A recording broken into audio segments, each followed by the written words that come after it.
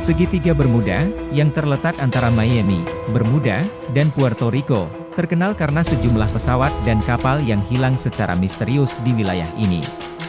Lebih dari 300 bangkai kapal ditemukan di dasar laut Segitiga Bermuda, menjadikannya kuburan kapal terbesar di dunia. Beberapa teori menyebutkan adanya fenomena alam seperti gas metana yang dapat mengganggu navigasi, sementara yang lain berpendapat ada kekuatan supernatural yang mempengaruhi wilayah tersebut. Awan heksagonal di atas Segitiga Bermuda diyakini dapat menciptakan angin mematikan yang membalik kapal dan menjatuhkan pesawat. Hingga kini, banyak insiden misterius tetap tidak terjelaskan. Jangan lupa like dan subscribe untuk misteri selanjutnya.